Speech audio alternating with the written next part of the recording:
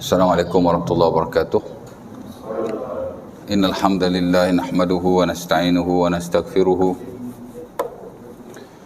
Na'udzu billahi min shururi anfusina min sayyiati a'malina may yahdihillahu fala mudilla lahu wa may yudlil fala hadiyalah. Asyhadu an la ilaha illallah wahdahu la syarika lahu wa asyhadu anna Muhammadan 'abduhu wa rasuluh. Allahumma salli ala Muhammad wa azwajihi wa zurriyyatihi kama shallaita ala Ibrahim wa ala ali Ibrahim. Wa barik ala Muhammad wa azwajihi wa zurriyyatihi kama barakta ala Ibrahim wa ala ali Ibrahim innaka Hamidum Majid. Wa barik ala Muhammad wa azwajihi wa zurriyyatihi kama barakta ala Ibrahim wa ala ali Ibrahim innaka Hamidum Majid. Rabbi shrah li sadri wa yassir li amri wahlul 'uqdatam min lisani yafqahu qawli amma ba'd. Syukur kepada Allah Subhanahu Wa Taala kerana pada malam ini sekali lagi sama-sama dapat kita berkumpul di surau kita. Untuk kita sambung bukasan kita daripada buku yang ditulis oleh Syekh Abu Samah yang telah di-endorse oleh Mufti Wilayah terdahulu Dr. Zul Al-Bakri. Zulkifli Al-Bakri. Dan kita dah banyak bincang dan pada malam ini kita nak masuk satu doa yang dinukilkan oleh si pengarang. Ya. Itulah doa masuk ke dalam masjid dan doa keluar daripada masjid juga, ya. Di mana bila kita masuk masjid, seumpama dinukilkan dalam buku itu, digalakkan kita membaca doa yang tuan-tuan maklumlah, ya. Allahumma ftahli abwaaba rahmatik ketika masuk, ya. Kemudian dinukil pula after itu atau selepas dari itu doa keluar daripada masjid. Allahumma inni as'aluka min fadlik.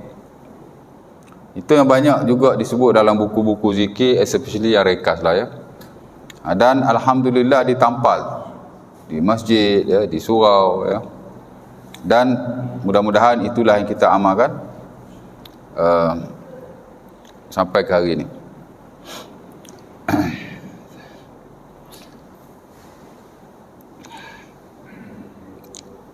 Dan bukan hanya masjid yang kita kata masjid lah, ya. Macam surau boleh, surau Jumaat of course lagi boleh. Bila tuan-tuan masuk masjid atau surau seumpama ini, tuan-tuan baca doa itu, maksud dia Allah maftahli abwaaba rahmatik, wahai Tuhan bukalah bagiku pintu-pintu rahmatmu. Masuk-masuklah. Dan bila tuan-tuan keluar, baca Allahumma inni as'aluka min fadlik, ya. Wahai Tuhan, aku minta daripada-Mu daripada kelebihanmu.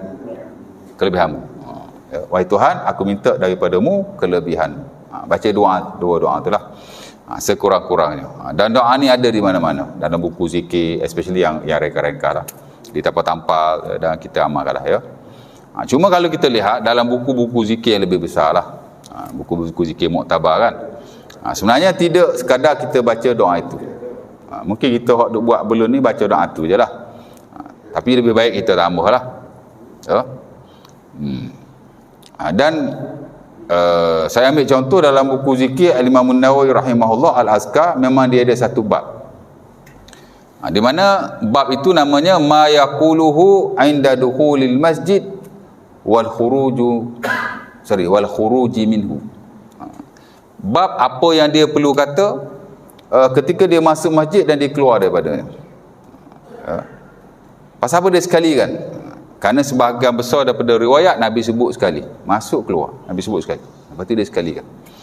Kemudian Nawawi after dia buat mari bab tu, dia tulis kat bawah tu, biasalah Imam Nawawi ni tuan-tuan, setiap bab tu biasa dia ada dia punya huraian terawal, kesimpulan umum. After that baru dia hurai dengan hadis-hadis Nabi apa gitu gini, ya. Dan bukan buku ni sajalah, kebiasaan buku-buku dia yang lain pun biasa dia ada dia punya nota awal, ya. Dan dia sebut situ pasal masuk masjid ni. Apa kata beliau? Kata beliau yustahabbu an yaqul, bila masuk masjid tu digalakkan dia kata, digalakkan di sini disunahkanlah, ya. Sebagian besar ulama bila dia kata digalakkan, yakni disunahkan, ya. Walaupun ada sikit perbezaan juga, ya. Dia ada dua term lah biasa ulama guna. Satu disunahkan, satu digalakkan. Yang disunahkan confirm digalakkan lah. Tapi yang digalakkan tak semestinya disunahkan. Dia kena tengok teks. Ada hadis tu dhaif. Kebiasaannya ulama dia tak kata disunahkan. Karena kalau hadis tu dhaif, dia tak boleh kata sunnah. Ulama guna digalakkan. Lepas tu banyak bab tuan-tuan, dia tak guna perkataan sunnah. Dia guna perkataan adab. Adab masuk masjid, adab masuk tandas. Apa lagi? Pasal apa dia guna adab? Pasal adab ni konteks dia luas. Dia boleh merangkumi hadis-hadis yang sahih. Dia merangkumi juga dia boleh merangkumi nanah yang sahih. Dia juga boleh merangkumi nanah yang dhaif. Boleh masuklah adab. Ya. Contoh macam tuan-tuan, bila masuk tandas ni, digalakkan kita tutup kepala. Bukan disunahkan, digalakkan. Pasal apa digalakkan? Pasal tutup kepala ni tuan-tuan, dia tidak ada satu pun hadis yang sahih. Tapi kalau tuan-tuan belajar dalam fiqh qada hajat tu kan, dalam kitab taharah tu biasa bab qada hajat tu, dia adalah digalakkan, macam Imam Ghazali kan dalam buku Al-Wasit tu dia kata, digalakkan dia masuk tandas tidak dalam keadaan kepalanya terbuka. Adla yadkhul hasira ra'si. Apa makna? Tidaklah dia masuk dalam keadaan hasira ra'si. Hasira ra'si makna kepala tak buka. Kepala tak tutup. Ya. Tapi hendaklah dia masuk dalam keadaan kepalanya ditutupi dengan sesuatu lah. Kalau kopiah lah, kalau suruh bahasa lah, kalau topi lah. Ya. Pasal apa? Pasal ada hadis dia. Tapi dia tidak sahih lah hadis Aisyah tu. Kerana Nabi idza dakhala al-khala' ghatta ra'sahu. Nabi bila masuk tanda, Aisyah kata Nabi menutupi kepalanya. Tapi hadis tu tak sahih. Betul ulama tak kata sunnah, dia kata digalakkan. Ya, macam kita kata kalau kita kencing atau berak, kita digalakkan angkat kaki sebelah. Itu masuk belaka tu. Ya. Angkat kaki belah mana? Anak pun jangan buat pasal anak duduk tak tandas duduk. Kalau tandas bertinggung, digalakkan kita. Tapi kalau tandas duduk boleh buat juga. Sengit juga. Tapi pasal anak tak pernah buat, jarang buat. Tapi anak ada dengar satu ceramah ustaz lah daripada Penang. Dia ni bahagian perubatan kira macam terror juga. Dia kata ada kajian menunjukkan bahawa bila kita qada hajat dengan begitu, mengangkat satu kaki kanan kot saja. Kaki kanan. Anak pun lupa kot duk mengajar buat qada hajat selalu.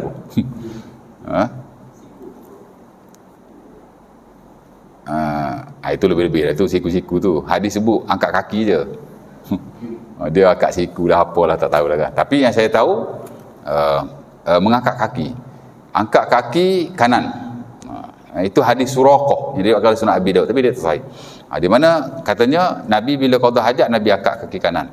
Sebab tu ada galakan itulah. Tapi hadis tu tak sahih. Tapi tak apalah kan. Boleh je buat. Hadis dhaif dalam bab ni dia very open.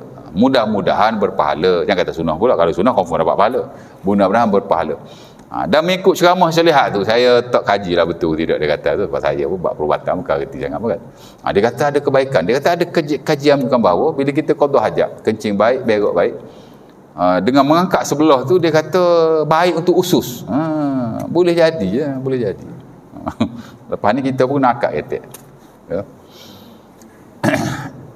Baik tuan-tuan Okey, kata An-Nawawi dalam buku itu, yustahabbu digalakkan, yang ini disunahkan. Ayakul dia berkata, a'udzubillahil azim wa biwajhil karim wa sultanihil qadim minasyaitonir rajim. Jadi sebelum tuan-tuan kata Allahumma ftahli abwaaba rahmatik, tuan-tuan baca waktu dulu. A'udzubillahil azim wa biwajhil karim wa sultanihil qadim minasyaitonir rajim. Maksud dia, aku berlindung dengan Allah yang Maha Agung, dengan wajahnya yang mulia, ya, dan kerajaannya yang lama, Sultanul Qadim, minasyaitonir rajim, daripada syaitan yang direjam. Rejam-rejam ni bukan makna baling dengan batu ya tak? Tu rejam juga. Rejam di sini masuk yang dilaknat, ya. Jadi baca waktu dulu. Oh panjang ustaz, saya tak boleh nak apa. Tekan lah. Tuan-tuan tekan doa masuk masjid, dia akan keluar sama ada Allah maftali abwaaba rahmatik atau yang lain. Salah satu ni mesti. Dia agak panjang lah ya. Tapi tak panjang. Ya tak? Ya. Okey, kata Nabi baca waktu dulu. Ya. Summa yaqulu alhamdulillah. Kemudian dia kata alhamdulillah. Oh, saya tak pernah dengar ustaz. First time baru dengar. Baca doa tu, kemudian baca alhamdulillah, ya. Summa yaqulu, dia kata balik atau dia kata lagi, Allahumma salli ala Muhammad wa ala ali Muhammad. Selawat ke Nabi.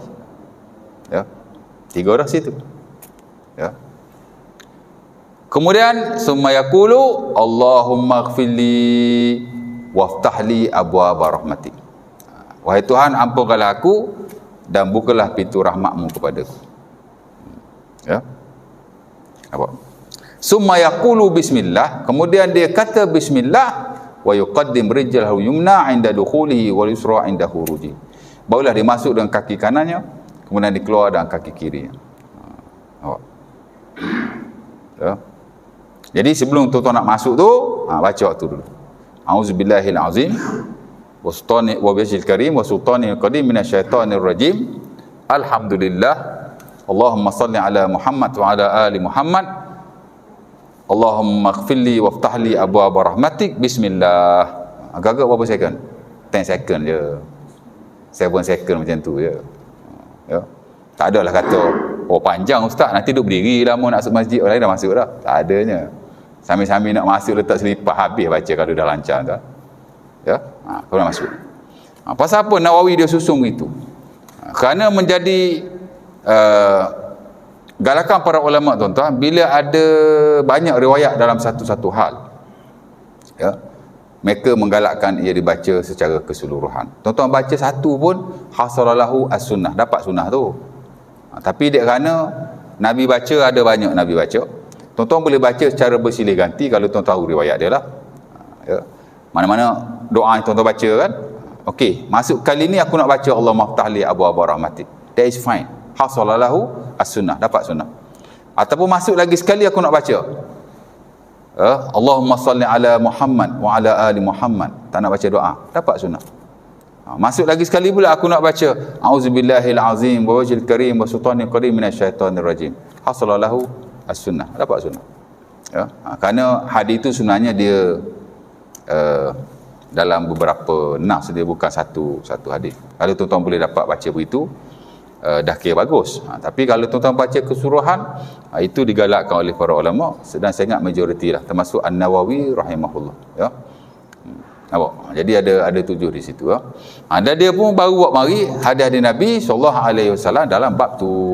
Dah azan dah. Nampak? Boleh ingat 7. A'udzubillahil azim wa wajhil karim wa sultanihil qadim minasyaitonir rajim. Ya. Apa nama? Alhamdulillah. Allahumma salli ala Muhammad. Boleh tambah wa ala ali Muhammad. Ya. Dalam hadis itu tak ada wa ala ali Muhammad pun. Allahumma salli ala Muhammad saja. Ya. Tapi dalam banyak hal bila sebut selawat, itu lebih baik kita selawat ke Nabi, selawat ke keluarga dia. Ya. Kemudian Allahumma ighfirli waftahli abwaaba rahmatik. Kemudian bismillah baru masuk. Ya. Ya. Apa dia? Jadi ada 7 lah di situ. Sebelum kita melangkah kaki tu hotlah sekali. Ya. Tapi ialah macam saya kata tadi lah. Tuan-tuan baca satu doa ataupun satu zikir sudah memadai. Tuan-tuan baca 2 zikir, that is the best. Tuan-tuan baca 3 atau keseluruhan, itu of course lah the best of the best. Tengoklah macam mana. Ya. Boleh, ada soalan? Dah azan ni? Nak berhenti dah saya kalau dah azan. Ya. Azan dulu lah. Ada soalan nak tanya apa-apa?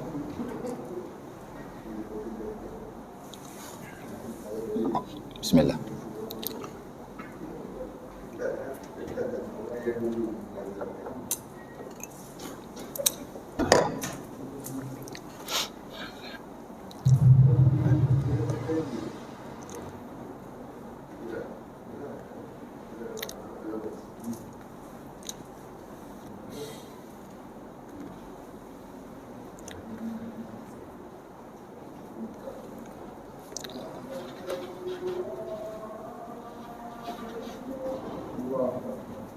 Allahu Akbar, Allahu Akbar.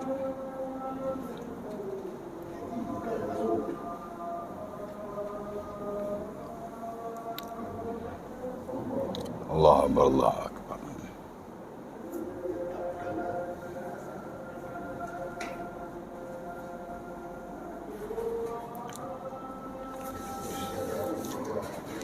La ilaha illallah.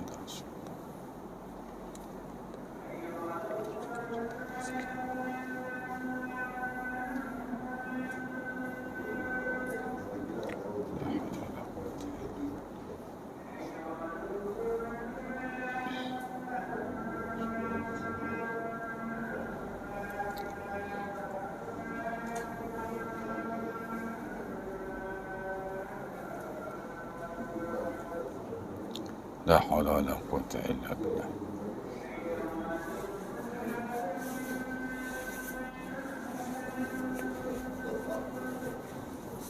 La haula wala quwwata illa billah.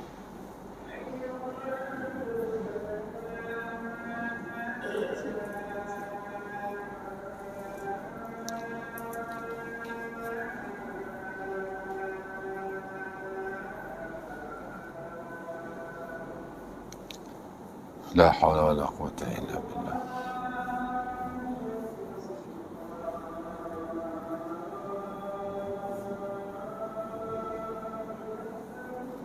Allah Akbar, Allah Akbar.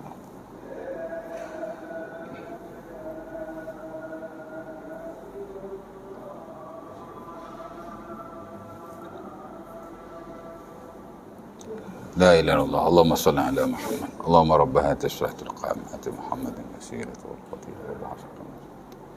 اللهم إني أسألك العافية في الدنيا والآخرة. Ada yang tanya apa-apa tak? Ada soalan? Tak ada soalan? Tak ada soalan, kita stop lah. Boleh? Ya? Okey.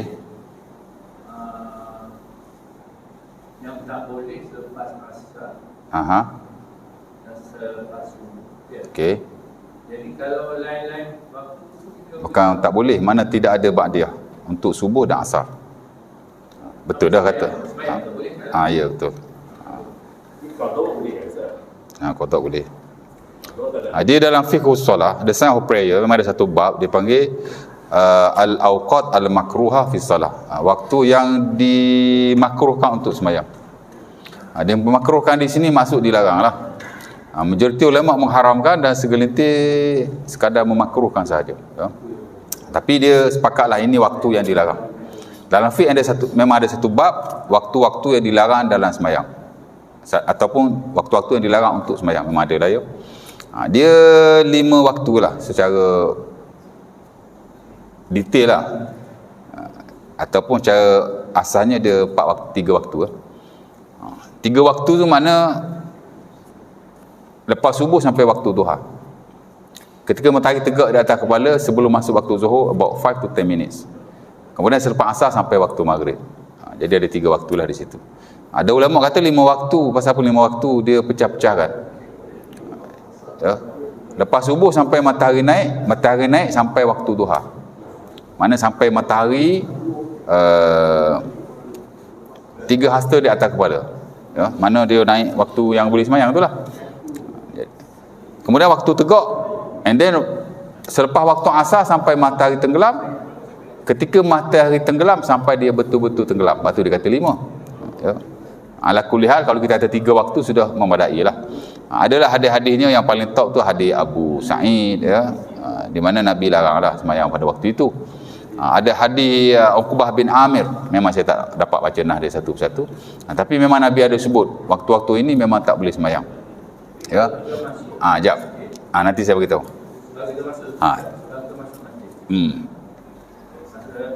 Sebelum zuhur,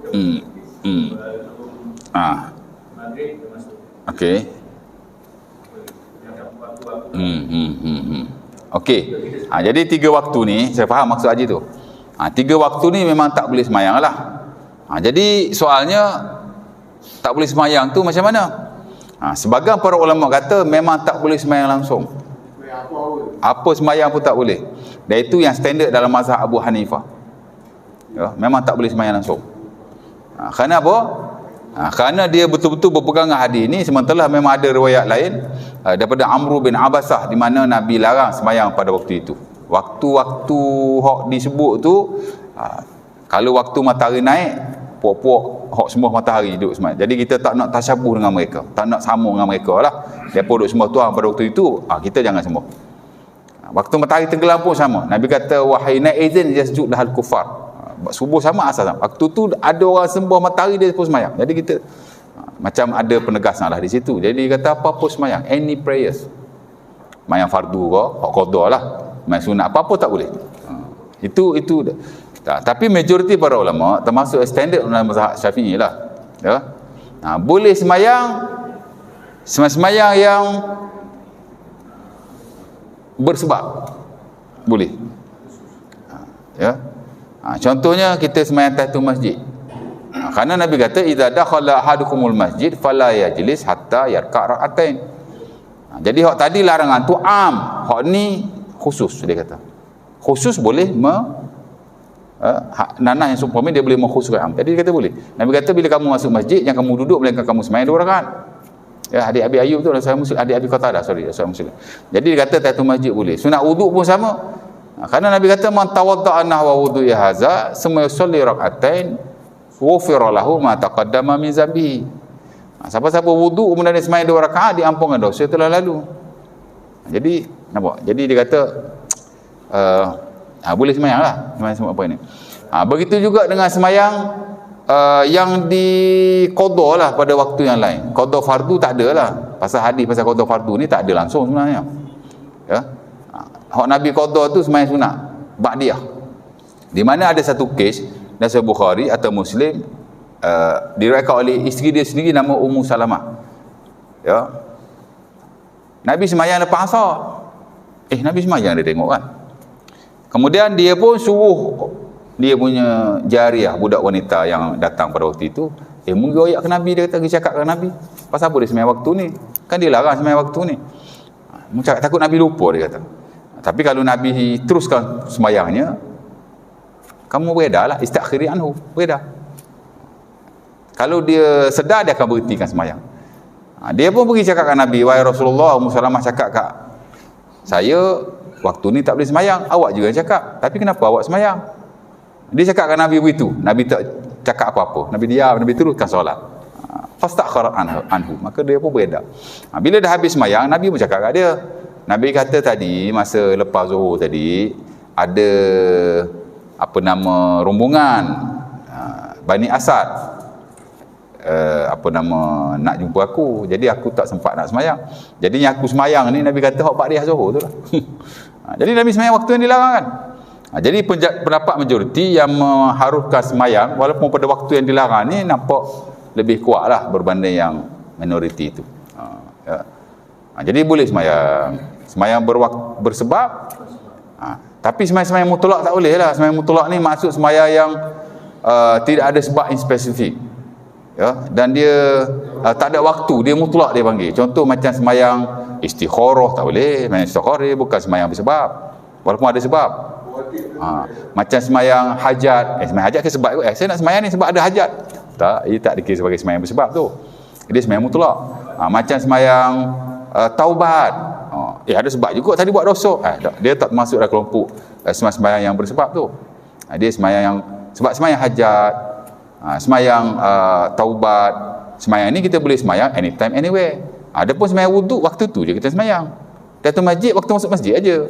Jadi dia boleh mengkhususkanlah larangan yang am itu. Jadi masuk masjid bila-bila masa boleh sembahyang. Masuk ambil wuduk bila-bila masa, after that boleh sembahyang sunat wuduk. Dan personally saya pun amalkan begitu. Itu bukan hanya standard mazhab Syafi'i, tapi itu yang majoriti. Dan alasan dia nampak lebih kuat lah berbanding. Jadi kita belajar fiqh perbandingan, kita nampak itu. Jadi boleh.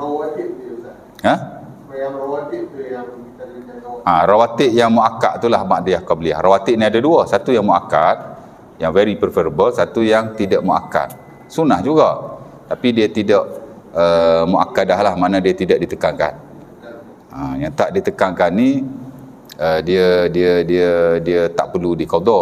Tapi kalau ikut sebagai ulama termasuk dalam mazhab Syafi'i, mazhab Syafi'i ni tuan, dia bab sembahyang sunat ni very open. Kalau tak nak qada pun boleh, tak ada masalah.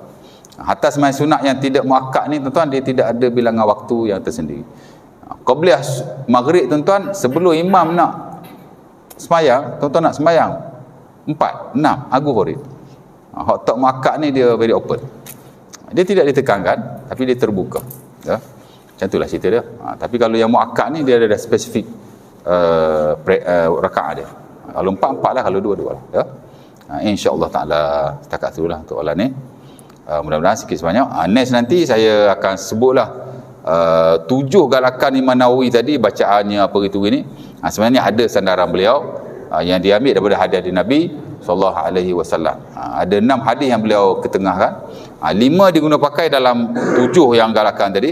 Cuma 1 tu dia tak ambil kerana hadis tu terlalu dhaif, tapi Nawawi ada bawa mai hadis tu. Nanti saya akan bacalah hadis tu satu-satu dengan maknanya sekali. Mudah-mudahan kita amal, kita tahulah maksud dia insya-Allah taala. Jadi aku dukul azab. Astaghfirullahalazim wa lakum. Assalamualaikum warahmatullahi wabarakatuh. Kita tangguhkan majlis kita dengan tasbih kafarah. Subhanallah walhamdulillah. Bismillah.